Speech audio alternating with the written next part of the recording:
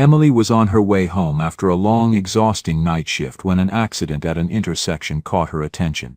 As she stepped closer, she saw two trembling children sitting under a porch beside a shattered car. Their parents had not survived. Remembering her own painful past, she took them home, gave them food, shelter, and a safe place to live. But 1 month later, a lawyer suddenly knocked on her door and handed her a letter that revealed a shocking truth. What happened next brought everyone to tears. Before we dive into the story, let us know where you're watching from. We'd love to hear your thoughts. The rain came down soft that night, the kind that barely made a sound against the library windows. Emily Carter locked the front door at 9:15, same as she did every Tuesday, and stood for a moment under the awning, deciding whether her umbrella was worth the trouble. The streets of Millbrook were empty. Most folks were already home, already settling into their evening routines. She decided against the umbrella. It was only 3 blocks. The accident had already happened by the time she turned onto Maple Street. She knew because Mrs. Henderson was standing on her porch in her nightgown, arms wrapped around herself, staring at something Emily couldn't see yet. The blue lights came first, spinning silent against the wet pavement, then the ambulance, then the shape of a car crumpled against the oak tree that had stood at that corner for longer than Emily had been alive. She stopped walking. 2 police officers stood near the wreckage. One was on his radio. The other was staring at the ground, shaking his head slowly. There was a yellow tarp already spread over something. Emily looked away. That's when she saw them. 2 children sitting on the Hendersons' porch steps. A boy, maybe 9 or 10, and a little girl who couldn't have been more than 4. The boy had his arm around his sister. She was tucked against him, her face hidden in his shoulder. Neither of them was crying. Emily's feet carried her forward before her brain caught up. "Ma'am, you need to stay back," one of the officers said, but his voice was tired, not sharp. "I know," Emily said quietly. She wasn't looking at him. She was looking at the children. The boy's eyes met hers. They were dark, too old for his face. He didn't blink, didn't ask for anything. Just watched her the way a trapped animal watches the person holding the cage door. "We're waiting for social services," the other officer said. He was younger, looked overwhelmed. "The grandmother's been notified, but she's out of state. Could be hours before anyone. They can't sit out here in the rain," Emily said. The officer glanced at the children, then back at her. "We don't have anywhere else right now. The systems, it's late, everything's backed up." Emily didn't think about it. Later she'd wonder if she should have, but in that moment thinking seemed beside the point. She walked past the officer, climbed the 3 steps to the porch, and knelt down in front of the little girl. "Hey," she said softly. The girl didn't look up. Emily shrugged off her jacket. It was an old cardigan, navy blue, soft from years of washing. She draped it around the little girl's shoulders. "I'm Emily," she said. "I'm here." The boy's arm tightened around his sister. "What's your name?" Emily asked him. He didn't answer right away. When he did, his voice was barely above a whisper. "Noah." "And your sister, Lily?" Emily nodded. She didn't ask if they were okay. She didn't say she was sorry. Those words felt too big, too empty. Instead she stood up and turned to the officers. "I live 2 blocks from here," she said. "They can stay with me tonight, just tonight until someone comes." The younger officer looked uncertain. "We'd need to verify your information, run a background." "Jim," the older officer interrupted. He looked at Emily for a long moment, then at the children, then back at Emily. "You work at the library, right? I've seen you there with my daughter." "Yes." He nodded slowly. "Okay, we'll do the paperwork in the morning. Right now let's get these kids inside somewhere." Emily held out her hand to Noah. He stared at it. She didn't pull it back, didn't rush him, just waited. After what felt like a long time, he took it. Her house was small. 1 story, 2 bedrooms, painted yellow though you couldn't tell at night. She unlocked the front door and stepped inside, turning on the lamp in the living room. The light was warm, familiar. "Come in," she said quietly. "It's warmer inside."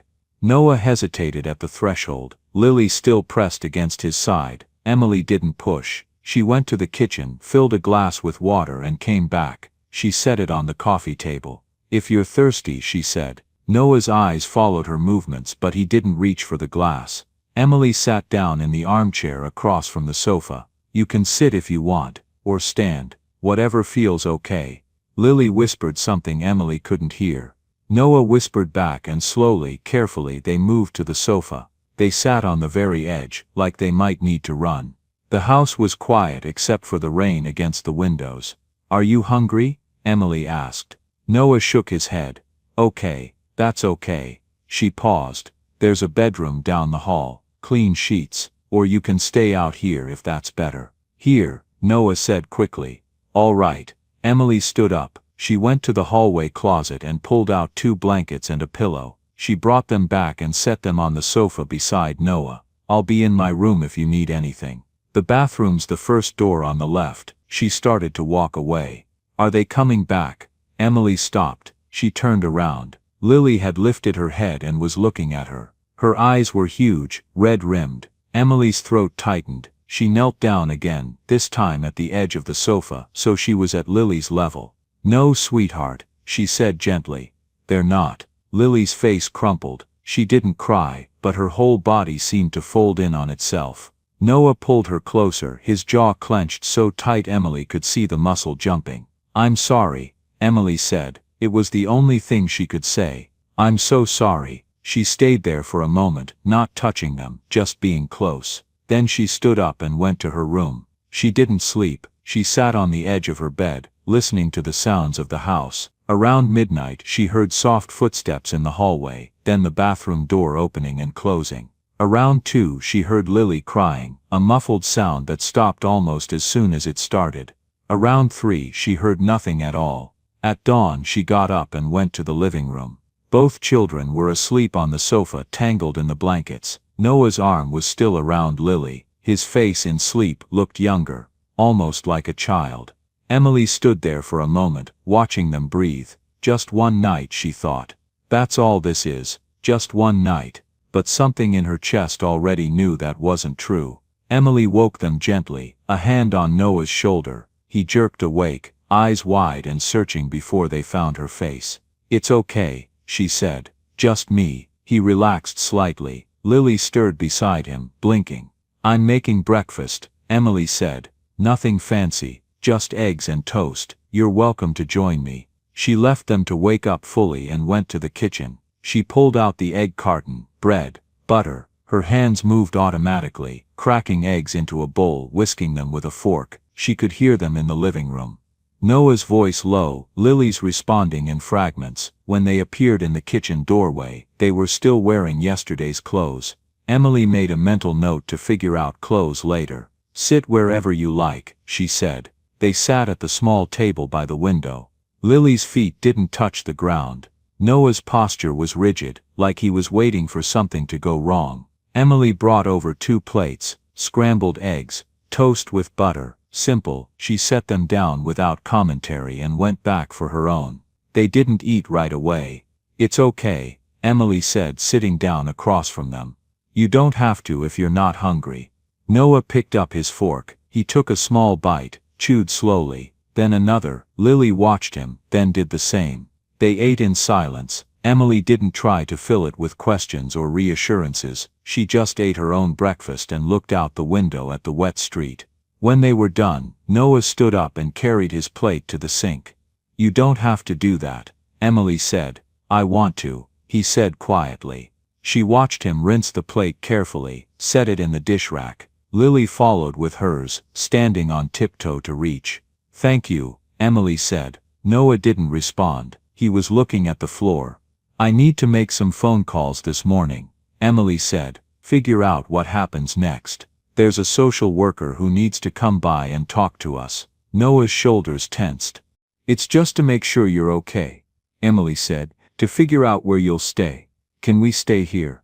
The question came out fast, almost defensive. Emily met his eyes. "For now, yes, but I need to see what the rules are. I'm not officially, I just work at the library. I'm not a foster parent or anything like that." "We'll be good," Noah said. His voice was urgent now.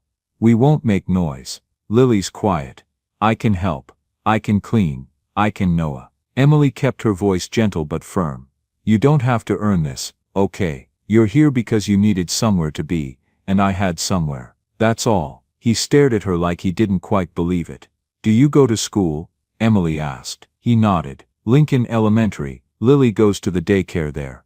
Okay, we'll get you there this morning. Try to keep things normal. Normal, Noah repeated, like he was testing the word. The social worker arrived at 10. Her name was Patricia Webb, a woman in her 50s with kind eyes and a tired smile. She sat in Emily's living room with a clipboard and a cup of coffee Emily had made without asking. This is highly irregular, Patricia said, but she didn't sound angry. But given the circumstances, and given that Officer Brennan vouched for you, we can arrange temporary emergency placement. How long is temporary? Emily asked. Depends on the family situation. You said there's a grandmother. That's what the police told me. I don't know anything beyond that. Patricia made a note. I'll need to contact her, see what her intentions are. In the meantime, you'd be listed as emergency kinship care even though you're not actually kin. What does that mean? It means you're responsible for their basic needs. Food, shelter, safety. I'll need to do a home inspection, background check. If everything clears, we can make this official for up to 6 months while we sort out permanent placement. 6 months. Emily felt something shift in her chest. That was longer than one night. Longer than she'd expected. And if the grandmother wants them? Emily asked. Patricia's expression was careful. Then we'd work toward reunification. That's always the goal, when family is available and able. And if she's not able, then we look at other options. Foster care, adoption. It depends. Emily nodded slowly. She thought about Noah's face when he'd asked if they could stay. The way Lily had tucked herself against her brother like he was the only solid thing left in the world. I'll do it, Emily said. Whatever you need from me, I'll do it. Patricia smiled. I thought you might say that. That afternoon, Emily took the children to Target. They needed clothes, toothbrushes, basics. She pushed a cart through the aisles while Noah walked beside her and Lily rode in the cart's seat, looking around with wide eyes. Pick out what you need, Emily said when they reached the children's section. Noah hesitated. We don't have money. I know, Emily said. I'm getting it for you.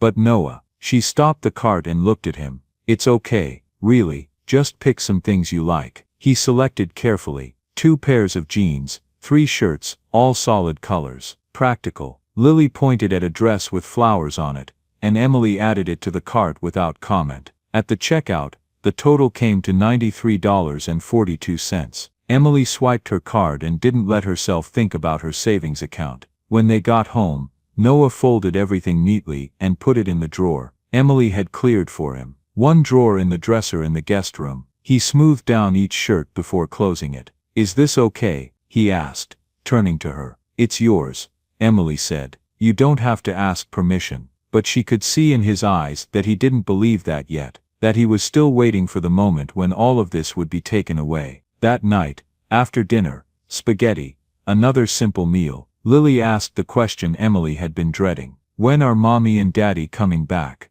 They were at the table. Noah went very still. Emily set down her fork. She looked at Lily, at her small face full of hope and confusion. They're not coming back, sweetheart, Emily said softly. Remember, we talked about this. But why? Because they got hurt. In the accident. And when people get hurt like that, they don't come back. Never. Never. Lily's eyes filled with tears. But I want them. I know, Emily said. Her own throat was tight. I know you do.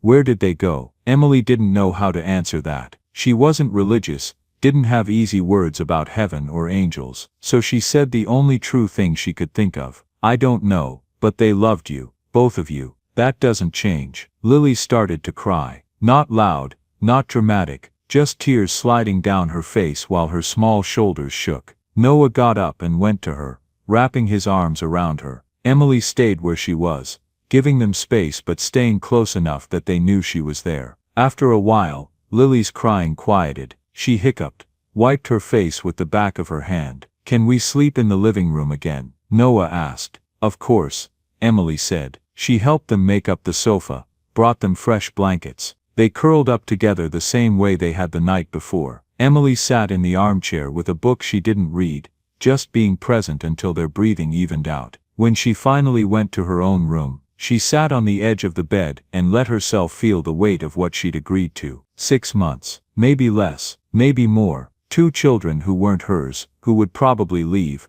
who she was already starting to care about. She thought about herself at 11, sitting in a different library in a different town, waiting for someone to pick her up after her mother forgot. Again, the librarian there had been an older woman named Mrs. Chen, who'd given Emily hot chocolate and let her sit in the back room until her mother finally showed up 3 hours later. "I'm here," Mrs. Chen had said. Simple, true. Emily lay down and stared at the ceiling. "Just take care of them while they're here," she told herself. "Don't think past that." But her heart was already getting ahead of her head, already imagining breakfast tomorrow and the day after that and the one after that, already imagining what it would feel like when they left. 3 months passed without fanfare. There was no single moment when Emily's house became theirs. It happened in increments. Lily's drawings started appearing on the refrigerator, held up with magnets shaped like apples. Noah's library books stacked up on the coffee table, mystery novels and comics about space. The bathroom cabinet, filled with children's toothbrushes and strawberry-scented shampoo. Emily adjusted her schedule at the library. She worked mornings now,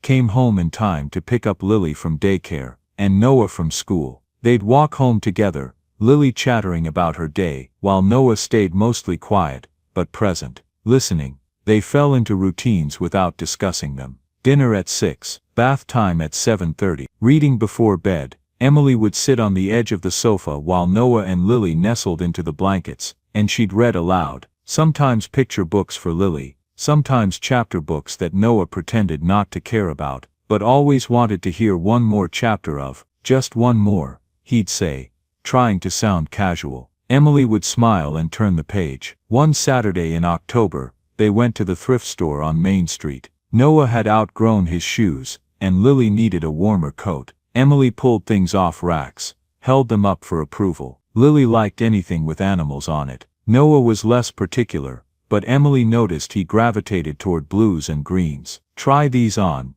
Emily said, handing Noah a pair of sneakers. He sat down on the bench and unlaced his old shoes. They were worn thin at the toes, the soles coming loose. Emily felt a pang of guilt that she hadn't noticed sooner. The new ones fit. Noah stood up, tested them out. "They're good," he said. "You sure? Not too tight?" "They're good," he repeated.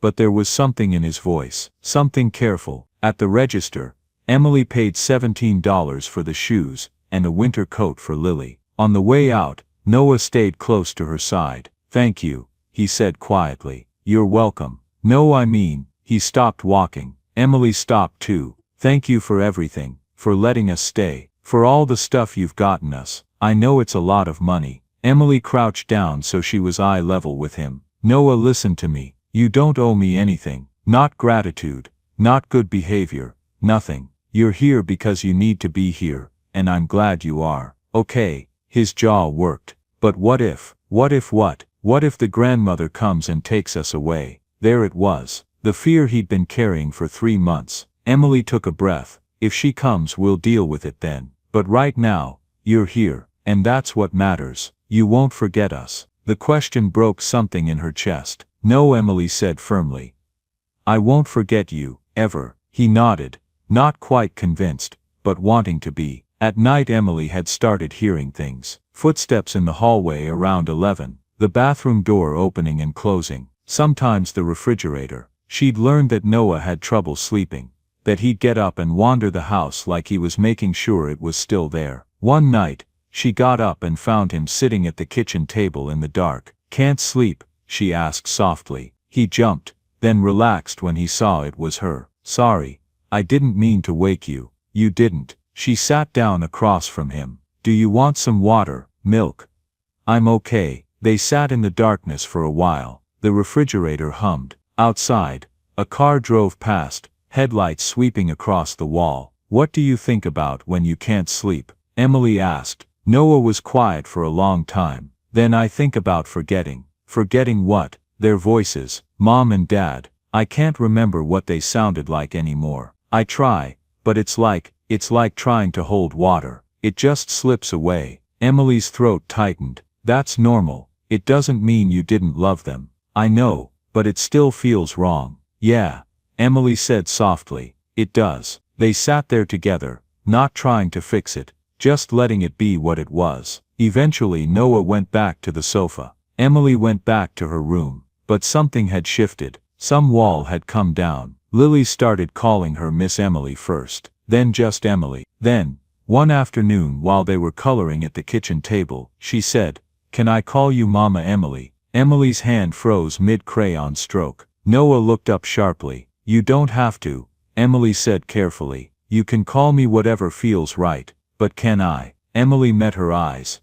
"Yes, if you want to." "Okay." Lily went back to coloring like it was the simplest thing in the world. Noah didn't say anything, but Emily saw the conflict on his face. The loyalty to parents he was already forgetting, and the need for something solid right here, right now. Later, after Lily was asleep, Emily found Noah in the hallway. "I don't want her to forget them," he said. "She won't," Emily said. "Not completely, and I won't try to replace them. I'm not trying to be her mother." "Then what are you trying to be?" Emily thought about it. "Someone who's here, someone who won't leave unless I have to." Noah looked at her for a long moment, then he nodded. "Can I ask you something?" Emily said. "Okay." "Do you remember your grandmother, your mom's mother?" His expression shuddered.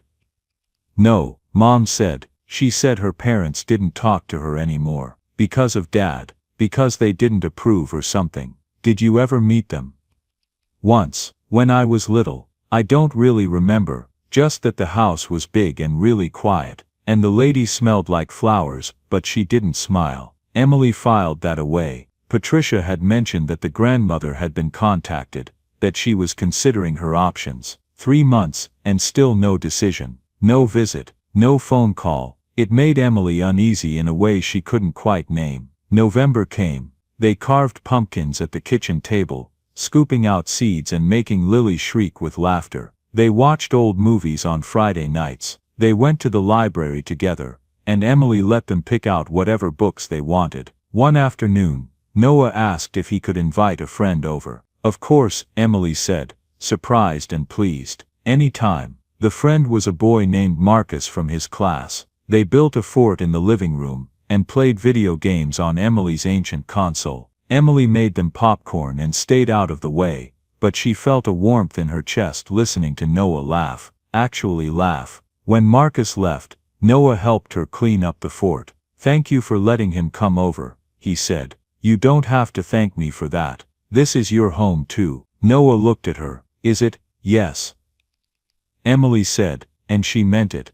That night, Noah slept in the guest room for the first time instead of on the sofa. Lily stayed on the sofa alone for about an hour before padding down the hall to climb into bed with her brother. Emily stood in the doorway and watched them sleep, 2 small bodies curled together. She was in love with them. She knew that now. It wasn't a decision, it was just true, and it terrified her because she also knew deep down that this couldn't last, that someone would come eventually and take them away, and she'd have no say in it. She went to her room and allowed herself to cry, quietly, so they wouldn't hear. In December, Patricia called. The grandmother's lawyer reached out. She said, "They want to schedule a meeting, a home visit." Emily's stomach dropped. "When?" "Next week, if that works. They're coming into town for the holidays." "And what does this mean? Are they taking the kids?" "I don't know yet. They just said they wanted to meet you and see how the children are doing." Emily closed her eyes. "Okay. When?" "Thursday afternoon, 2 o'clock. After she hung up, Emily sat at the kitchen table for a long time. She thought about telling Noah and Lily right away, but decided to wait. Let them have a few more days of peace. But Noah noticed anyway. "Something's wrong," he said that night, at dinner. "What makes you say that?" "You're quiet. More than usual." Emily set down her fork. She wasn't going to lie to him. "Your grandmother wants to meet us," she said. "Her lawyer called. They're coming next week." Noah's face went carefully blank. "Oh, it doesn't mean anything yet. They just want to see how you're doing." "And then what?" "I don't know." Lily looked between them, sensing the tension but not understanding it. "Who's coming?" "Our mom's mom," Noah said. His voice was flat. "Do I know her?" No. That night, neither of them could sleep. Emily heard them whispering in the living room, heard Lily crying softly, heard Noah trying to comfort her. She wanted to go out there, but something told her they needed to work through this together first. Around midnight, her door creaked open. "Emily," Lily's voice, small and scared. "Come here, sweetheart." Lily climbed into bed with her, burrowing under the covers. A moment later, Noah appeared in the doorway. "You too," Emily said. He hesitated, then climbed in on the other side. They fell asleep like that, all three of them in one bed, holding on to what they had while they still could. Thursday came too quickly. Emily cleaned the house even though it was already clean. She made sure there were fresh towels in the bathroom, that the beds were made, that nothing looked out of place. She knew she was being evaluated, judged. She wanted to make the best impression possible, not for herself but for Noah and Lily. At 1:45, she sat on the sofa with the children. They were both dressed nicely, Noah in khakis and a button-up shirt Emily had bought for school pictures, Lily in her flower dress. They looked presentable, they looked cared for. "Remember," Emily said quietly, "just be yourselves. Answer their questions honestly. It's going to be okay." Noah nodded, but his hands were clenched in his lap. At 2 o'clock exactly, there was a knock at the door. Emily stood up, smoothed down her own shirt, and went to answer it. A man in an expensive suit stood on her porch, mid-40s, briefcase in hand, expression professionally neutral. Behind him was an older couple. The woman was tall, elegant, wearing a cream-colored coat and pearls. Her hair was silver, perfectly styled. The man beside her was equally polished, gray suit, wire-rimmed glasses. "Miss Carter," the lawyer said. "I'm Richard Westbrook. This is Mr. and Mrs. Montgomery." "Come in," Emily said, stepping aside. They entered, and Emily watched Mrs. Montgomery's eyes sweep over the living room, taking inventory. The worn furniture, the toys in the corner, the crayon drawings on the refrigerator. Noah and Lily stood up from the sofa. Lily moved closer to her brother. "Noah," Mrs. Montgomery said. Her voice was cultured, controlled. "You've gotten so tall." Noah didn't respond. Mrs. Montgomery's gaze moved to Lily. "And this must be Lily. I haven't seen you since you were a baby." Lily stared at her. The silence stretched. "Please, sit," Emily said, gesturing to the armchairs. The Montgomerys sat. Mr. Westbrook remained standing, pulling out a legal pad from his briefcase. "We appreciate you taking the time to meet with us," Mr. Westbrook said. "My clients wanted to see how their grandchildren are adjusting." "They're doing well," Emily said. She sat down on the sofa, and Noah and Lily immediately sat on either side of her. "They're in school, making friends, settling in." Mr. Westbrook made a note. "And your arrangement here is temporary emergency placement, is that correct?" "Yes." "Miss Carter, can you tell us about your qualifications for caring for children?" Emily felt Noah tense beside her. She kept her voice steady. "I don't have formal qualifications. I'm a librarian, but I've been taking care of them for 3 months now, and we've been doing okay." "I see." More notes. "And your living situation? How many bedrooms?" "2. They share the guest room." "Income?" Emily hesitated. "Enough to cover our needs." Specifically, she told him. It wasn't much. She saw Mrs. Montgomery's expression tighten slightly. Mr. Westbrook asked more questions, about her work schedule, about childcare arrangements, about emergency contacts. Each question felt like a test she wasn't sure she was passing. "And have the children been to see a therapist?" he asked. "Not yet. I've been looking into options but the waiting lists are long." "I see." He made another note.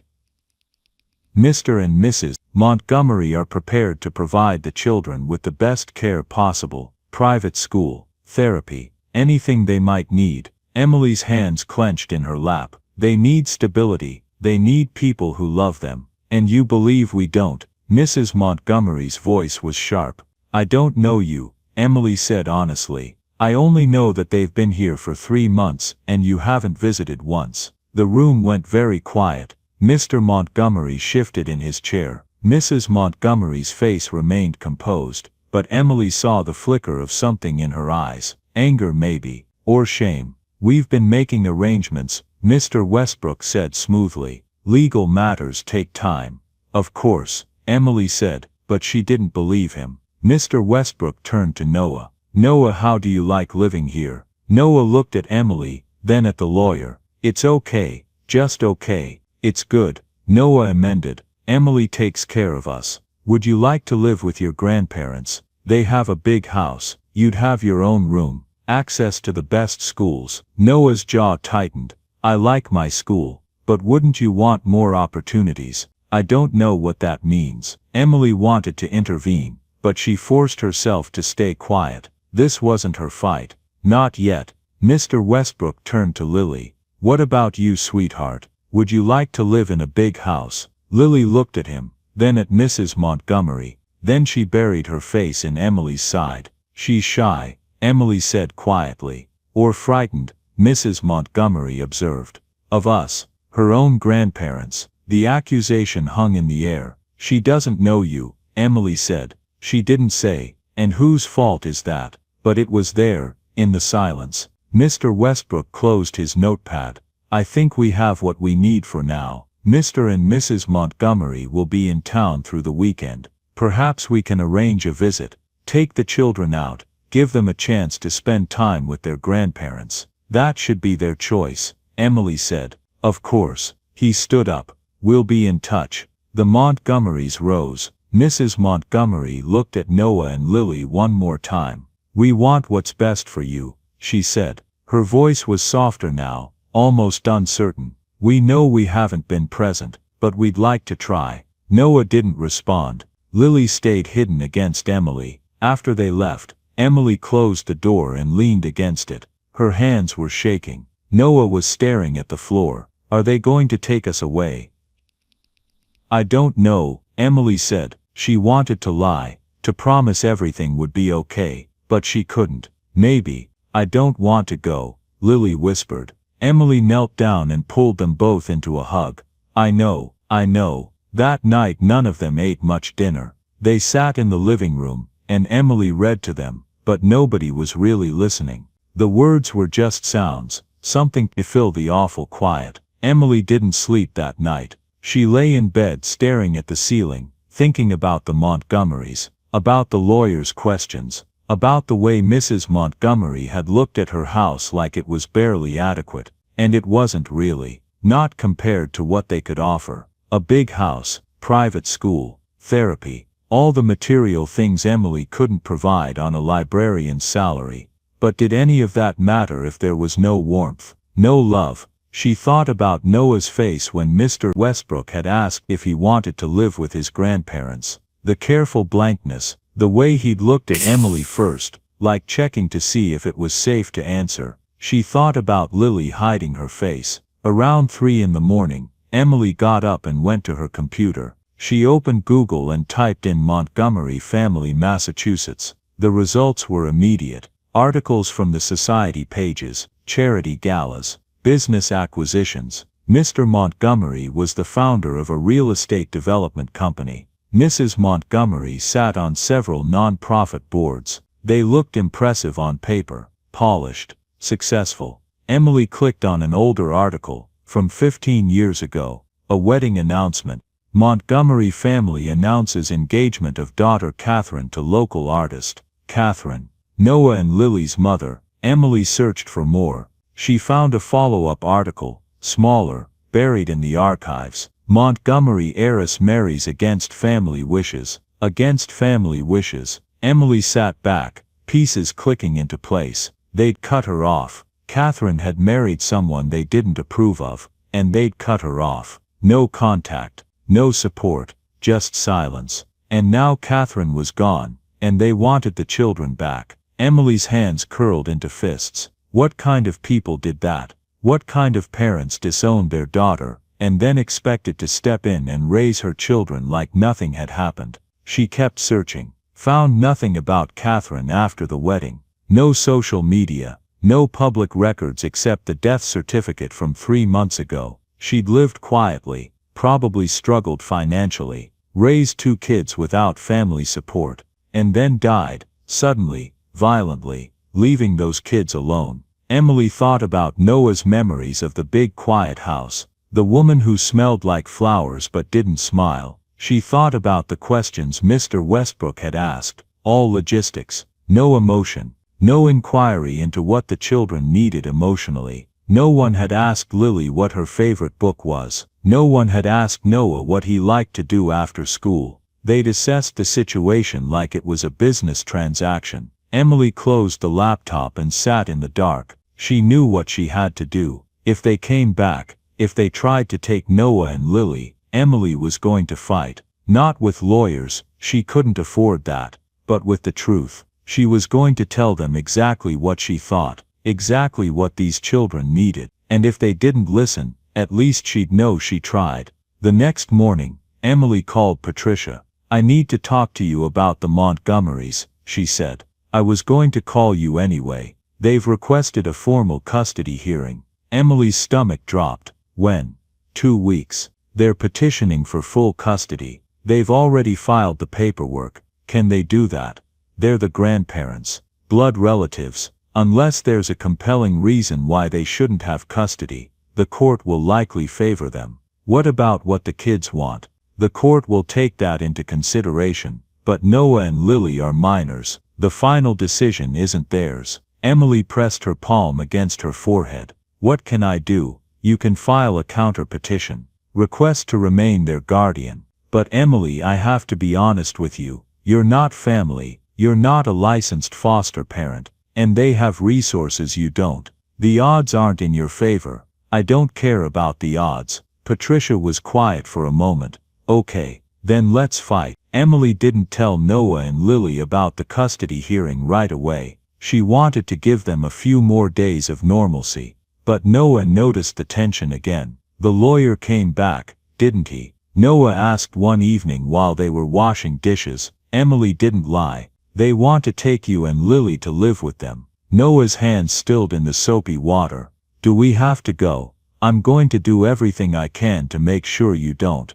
But I need to be honest with you. They're your family. The court might decide that's what's best." "They're not our family," Noah said fiercely. "They didn't want us before. They didn't want Mom." Emily's chest tightened. "I know. Mom used to cry sometimes," Noah continued, staring at the sink. "Late at night when she thought we were asleep. Dad would hold her and tell her it wasn't her fault, that her parents made their choice. But she still cried." Emily put her hand on his shoulder. "I'm sorry. If they take us, will you forget about us?" "Never," Emily said immediately. "Never, Noah. Even if I can't see you, I won't forget you." He turned and hugged her, then sudden and tight. Emily wrapped her arms around him and held on. Over the next week Emily prepared. She documented everything. The children's routines, their progress in school, the way they'd adjusted. She collected letters from Noah's teacher, from Lily's daycare provider. Everyone said the same thing: the children were thriving. She also wrote down her own thoughts, not for the court, but for herself, to clarify what she was fighting for. They need someone who sees them, not as obligations or replacements for their mother, but as people. Noah needs someone who notices when he can't sleep. Lily needs someone who knows she's afraid of the dark, but won't say it out loud. They need patience. They need consistency. They need love that doesn't come with conditions. "I'm not perfect. I don't have much money. My house is small, but I see them. I know them. And I love them. That has to count for something." The Montgomerys requested another visit. This time they wanted to take the children out for the day. "I don't want to go," Lily said when Emily told them. "I know, sweetheart, but they're trying. Maybe give them a chance. Will you come with us?" Noah asked.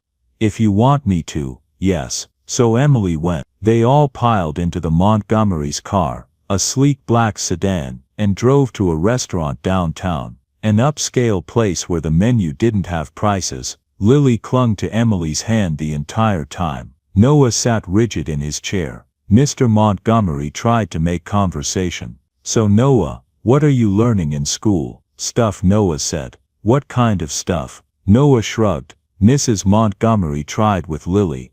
"Do you like your daycare, dear?" Lily nodded but didn't speak. The lunch was painful, awkward. Every attempt at connection bounced off the children's walls. Finally Mrs. Montgomery set down her fork. "This isn't working." "No," Emily agreed quietly. "It's not." Mrs. Montgomery looked at her. "You think we're terrible, I think you're strangers to them, and strangers with money and good intentions aren't the same as family. We are their family. Then where were you? The words came out before Emily could stop them. Where were you when Catherine needed help? Where were you when she was struggling to raise 2 kids alone? Where were you for 3 months after they died? Mr. Montgomery's face hardened. You don't know anything about our relationship with our daughter. You're right, I don't, but I know that Noah remembers you cutting her off. I know that she cried about it, and I know that you can't buy your way back into these children's hearts with fancy meals and promises of private school. Mrs. Montgomery's eyes glistened. We made mistakes, I know that, but we're trying to make amends. Then make amends with them, not with me. Stop trying to impress them and just see them. Talk to them like they're people, not projects. The table fell silent. After a long moment, Mrs. Montgomery turned to Noah.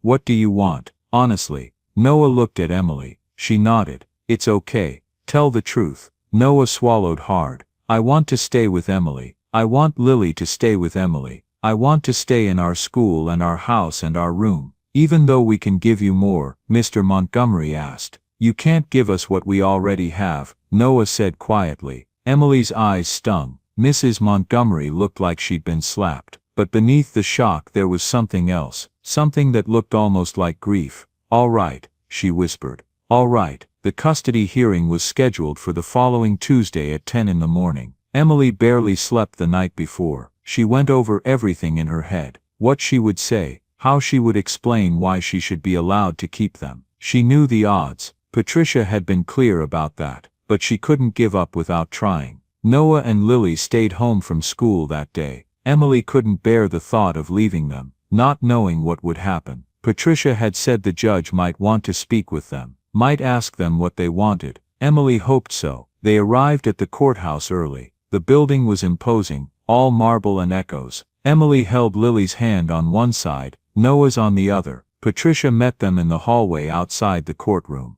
How are you holding up? She asked Emily. Terrified. Honest. I like it. Patricia crouched down to Noah and Lily's level. You two doing okay? Noah nodded. Lily pressed closer to Emily. The judge might want to talk to you, Patricia said gently. If she does, just tell the truth. Tell her what you want. Okay, okay, Noah whispered. The Montgomerys arrived 10 minutes later with Mr. Westbrook. Mrs. Montgomery wore a navy suit, pearls again. She looked composed, but Emily noticed her hands were clasped tightly together. Mr. Montgomery nodded briefly at Emily. Mr. Westbrook's expression was professionally blank. The bailiff called them in. The courtroom was smaller than Emily expected. Wood paneling, fluorescent lights. Judge Helena Morrison presided. A woman in her 60s with sharp eyes and reading glasses perched on her nose. Everyone took their seats. Emily sat with Patricia at one table, the Montgomerys and Mr. Westbrook at another. Noah and Lily sat behind Emily in the gallery. This is a hearing to determine custody of Noah Carter, age 9, and Lily Carter, age 4. Judge Morrison began. Mr. Westbrook, you're representing the petitioners. Yes, Your Honor. Mr. and Mrs. Montgomery are seeking full custody of their grandchildren. And Miss Carter, you're representing yourself with assistance from Miss Webb. Yes, Your Honor, Emily said. Her voice was steadier than she felt. All right, Mr. Westbrook, make your case. Mr. Westbrook stood. He was polished, confident. Your Honor, my clients are the biological grandparents of these children. They have the means and desire to provide them with an excellent quality of life. They have a 4-bedroom home in Newton, access to the best schools and the financial resources to ensure every need is met. He went on for several minutes, details about the Montgomerys' assets, their social standing, their stability. Miss Carter, while well-meaning, is not a licensed foster parent. She has limited income and a modest home. She has no legal relationship to these children. My clients believe it is in the children's best interest to be raised by family, in an environment that can provide opportunities Miss Carter simply cannot match. Judge Morrison made notes. Miss Carter, your response. Emily stood up. Her heart was hammering so hard she was sure everyone could hear it. Your Honor, I don't have a big house or a lot of money, but I have something those things can't buy. I know these children. I know that Noah reads mystery novels before bed even though he pretends he doesn't. I know that Lily is afraid of thunderstorms but feels better if someone holds her hand. I know that they both still wake up in the middle of the night sometimes, scared, and they need someone who will be there. Her voice cracked slightly. She pushed through it. The Montgomerys might be their family by blood, but they've been strangers for years. They cut off their daughter, Noah, and Lily's mother because she married someone they didn't approve of. They weren't there when she needed help. They weren't there when she died. For 3 months I've been the one who's been there, every day, every night, when they cry, when they laugh, when they need someone. She looked at the Montgomerys. Mrs. Montgomery's face was pale. I don't think you're bad people, Emily continued. I think you made mistakes and you want to fix them. But you can't fix them by taking these children away from the only stability they have right now. They need time. They need to know that the people who care for them won't disappear. Money doesn't heal that kind of hurt. Time does. Presence does. Love does. Judge Morrison looked at her for a long moment. Miss Carter, do you understand that even if I were inclined to grant you custody, your current arrangement is informal? You'd need to become a licensed foster parent. That process takes time and training. I'll do it, Emily said immediately. Whatever it takes. Judge Morrison nodded. Mr. Westbrook, does your client have any response? Mr. Westbrook stood. Your Honor, emotion aside, the law favors blood relatives. My clients acknowledge past mistakes, but they're committed to providing for these children. They're willing to arrange regular visitation with Miss Carter if that would ease the transition. Visitation. Emily's voice rose despite herself. They're not my pets. They're children. They're scared and grieving, and you want to uproot them like they're packages being delivered to the highest bidder. Miss Carter, Judge Morrison said firmly, I understand your feelings, but you need to remain composed. Emily sat down, hands shaking.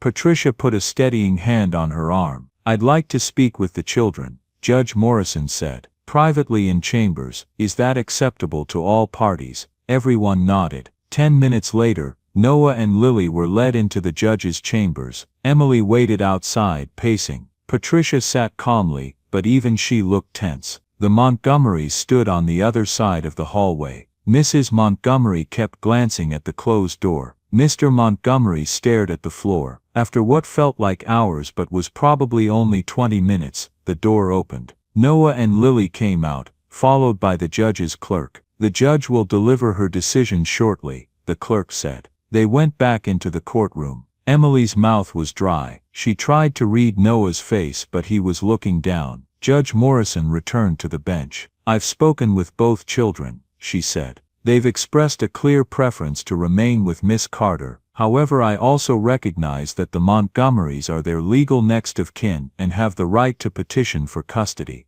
Emily's heart sank. That said, Judge Morrison continued, I'm troubled by the lack of prior relationship between the grandparents and the children. I'm also troubled by the rushed nature of this petition, filed only 3 months after the parents' deaths, with no attempt at gradual reintegration or family therapy. She looked at the Montgomerys. Mr. and Mrs. Montgomery, I believe you want what's best for these children, but what they need right now is stability and time to heal. Uprooting them at this moment would cause more harm than good. Emily held her breath. Therefore, I'm denying the petition for immediate custody. Miss Carter will retain guardianship under the supervision of the state, with the understanding that she will complete the foster licensing process within 6 months. The Montgomerys will be granted supervised visitation rights, with the goal of building a relationship with their grandchildren over time. We'll reconvene in 6 months to reassess the situation. The gavel came down.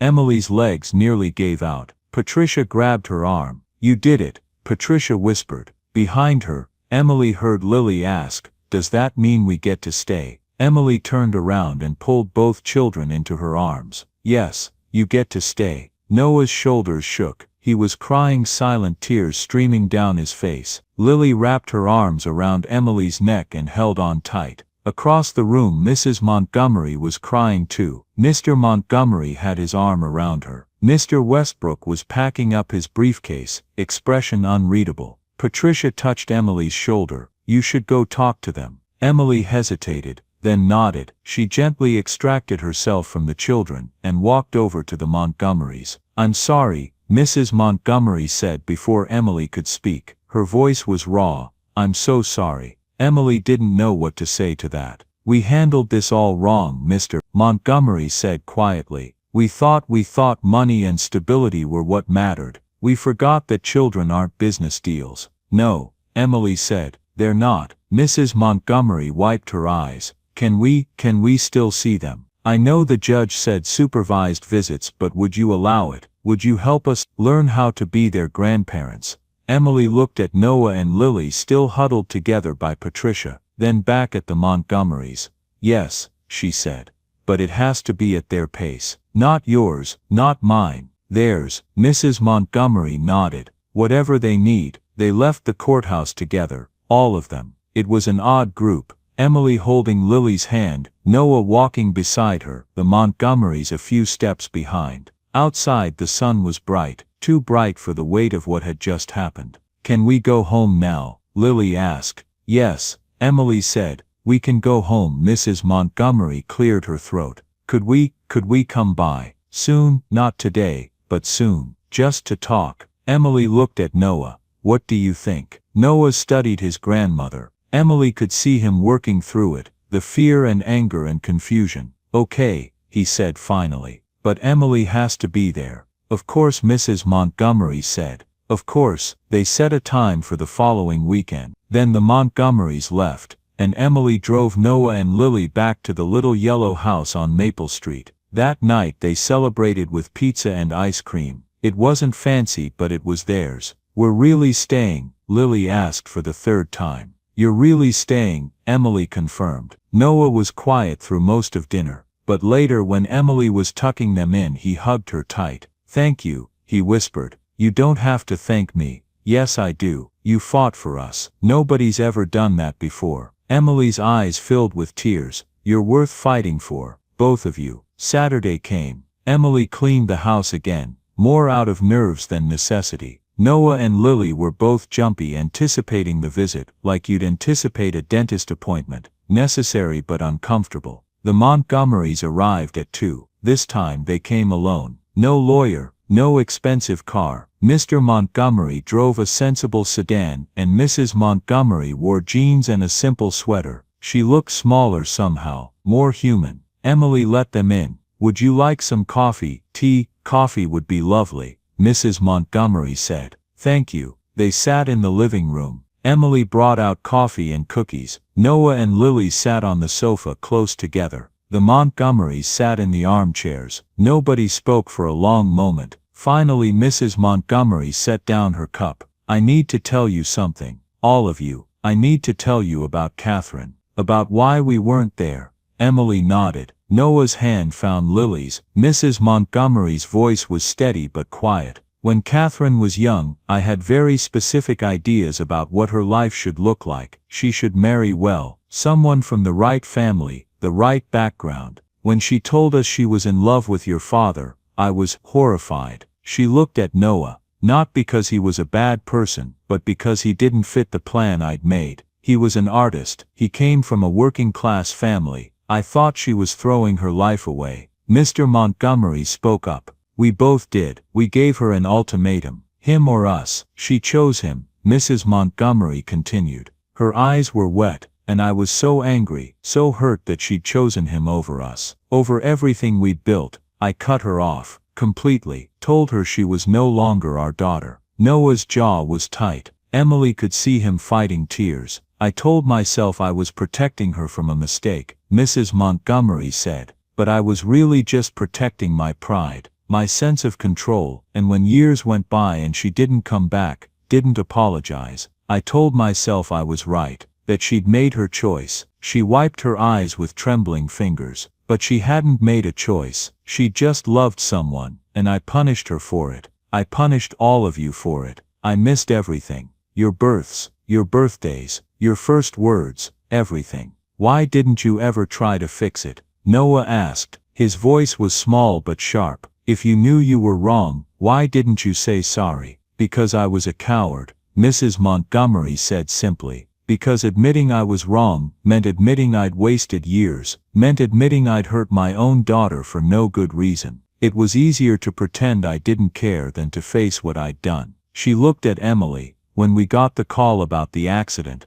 I thought I'd have time. I thought I could make it right. But Catherine was already gone. And then when we learned about you two, living with a stranger, I panicked. I thought if I could get you back, if I could give you everything, it would fix things, make up for lost time. But it doesn't work that way, Emily said gently. No, Mrs. Montgomery agreed. It doesn't. Lily spoke up, her voice very small. Did you love our mommy? Mrs. Montgomery's face crumpled. Yes, so much more than I knew how to show her. Then why did you leave her alone? The question hung in the air, simple, devastating. Mrs. Montgomery covered her face with her hands and cried. Not quiet, dignified tears, real gut-wrenching sobs. Mr. Montgomery moved to her side, but he was crying too. We failed her, he said to Noah and Lily. We failed your mother, and we're so sorry. Emily felt her own tears falling. She looked at Noah and Lily, saw the confusion and hurt, and something else, something that might have been the first fragile shoots of understanding.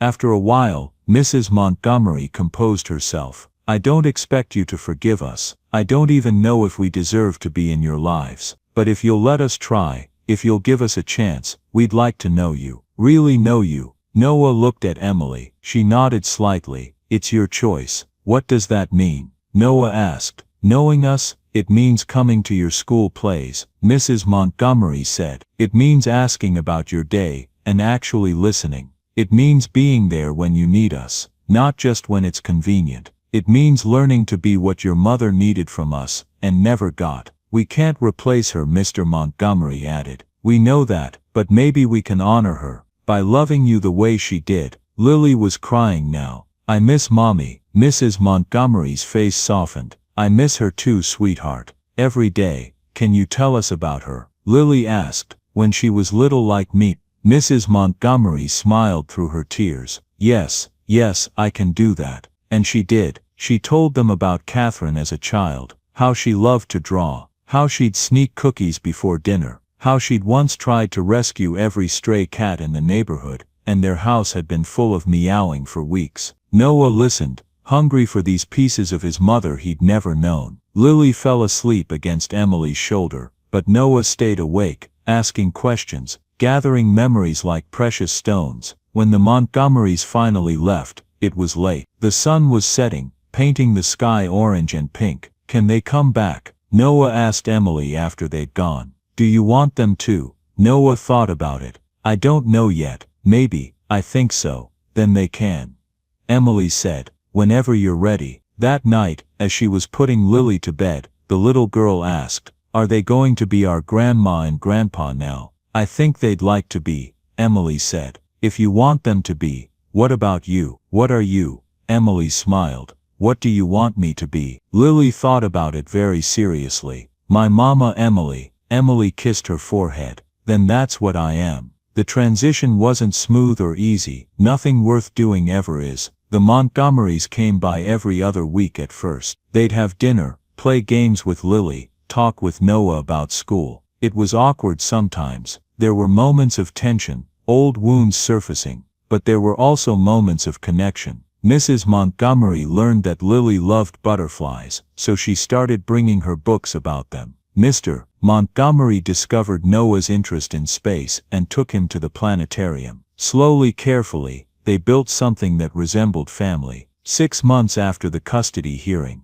they all returned to court. Judge Morrison reviewed the case. Emily had completed her foster parent training. The children were thriving. The Montgomerys had attended family therapy sessions and demonstrated consistent involvement. It seems to me, Judge Morrison said, that these children are fortunate to have so many people who love them. Miss Carter, you'll retain primary custody. Mr. and Mrs. Montgomery, you'll have open visitation rights as agreed upon by all parties. This time, when the gavel came down, everyone smiled. But the real change came a month later, at Sunday dinner. They'd started having Sunday dinners together. Emily, Noah, Lily and the Montgomerys. It was Mrs. Montgomery's idea, and Emily had agreed. They took turns hosting. That particular Sunday, they were at the Montgomerys' house in Newton. It was as big as Noah remembered, but it didn't feel as cold anymore. Mrs. Montgomery had put out fresh flowers. Mr. Montgomery had made lasagna from scratch. Over dessert,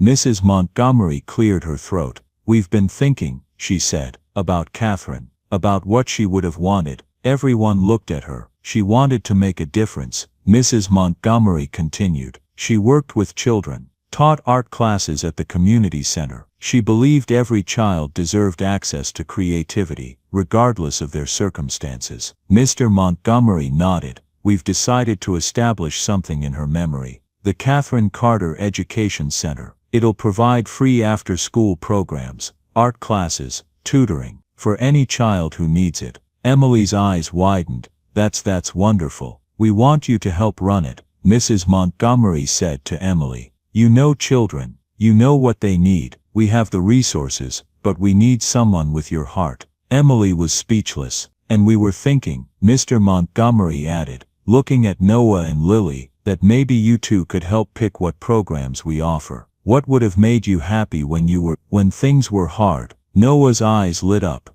"Really, really." Over the next year the center took shape. It opened in a renovated building downtown. There were art studios, reading rooms, music spaces. Children came after school, during summers, whenever they needed a safe place to be. Emily reduced her hours at the library to work at the center part-time. The Montgomerys funded it, but Emily made sure it stayed warm, welcoming. The kind of place where kids could just be kids. Noah started helping with the younger children's homework. Lily loved showing people her butterfly drawings. And somewhere in all of it, the Montgomerys stopped being the people who'd failed their daughter and became the grandparents who were trying every day to do better. 2 years after the accident, Emily stood in the center's main room and watched Noah help a first grader sound out words. He was patient, encouraging, the same way Emily had been with him. Mrs. Montgomery stood beside her. "He's wonderful with them."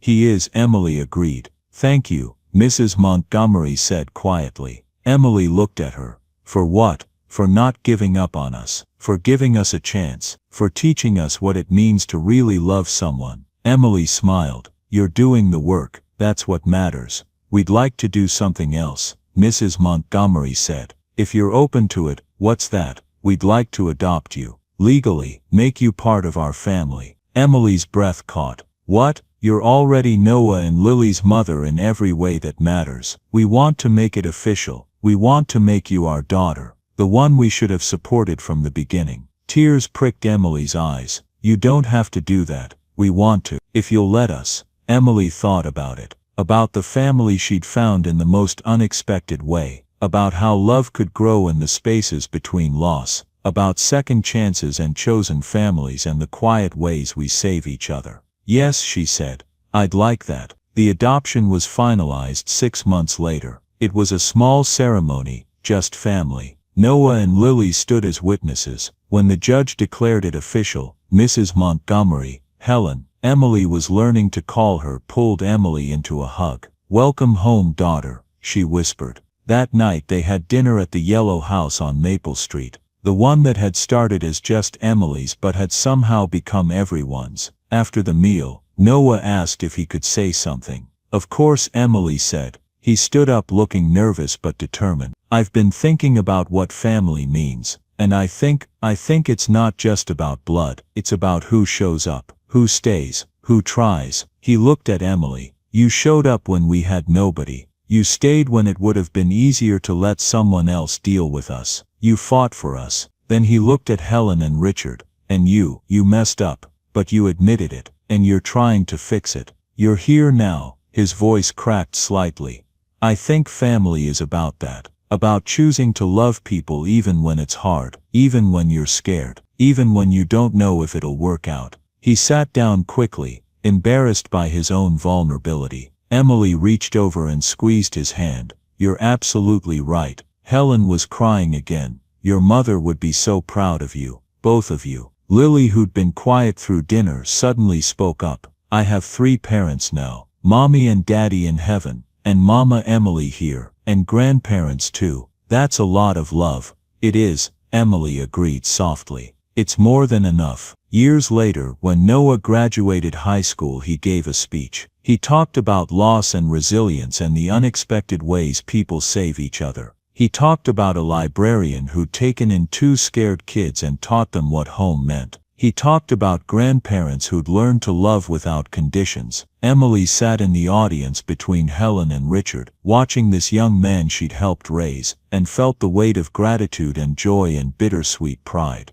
After the ceremony, they took photos. Noah in his cap and gown, arm around Lily who was 10 now, and growing like a weed, Emily and Helen on either side, Richard behind them smiling. A family, messy, imperfect, hard-won, real. As they walked to the car, Lily took Emily's hand. "Do you ever think about that first night?" she asked. "When we came to your house." "Sometimes," Emily said. "What do you think about?" Emily thought about the rain, the blue lights, 2 children sitting on a porch with nowhere to go. She thought about the moment she decided to take them home, not knowing it would change everything. "I think about how scared I was," Emily admitted. "How unprepared. How certain I was that I couldn't do it." "But you did," Lily said. "We all did," Emily corrected. Together, they drove home to the yellow house, where dinner was waiting and homework would need to be done, and life would continue in its ordinary, precious way. And Emily thought about something Noah had said years ago, about family being the people who show up. She looked around at her family, chosen, complicated, beautiful, and knew with absolute certainty that they would keep showing up, for each other, for as long as it took, for as long as there was love. The Catherine Carter Education Center still stands today, serving hundreds of children every year. In the lobby there's a photograph, a young woman with kind eyes and paint on her hands, laughing at something outside the frame. Beneath it, a plaque reads, "In memory of Catherine Montgomery Carter, who believed every child deserves to be seen, heard, and loved." This center stands as a promise that we will do better, that we will show up, that we will choose love, even when, especially when, it's hard. And underneath in smaller letters, "Some people don't come into our lives to stay. They come to teach us that we're worthy of staying." Join us to share meaningful stories by hitting the like and subscribe buttons. Don't forget to turn on the notification bell to start your day with profound lessons and heartfelt empathy.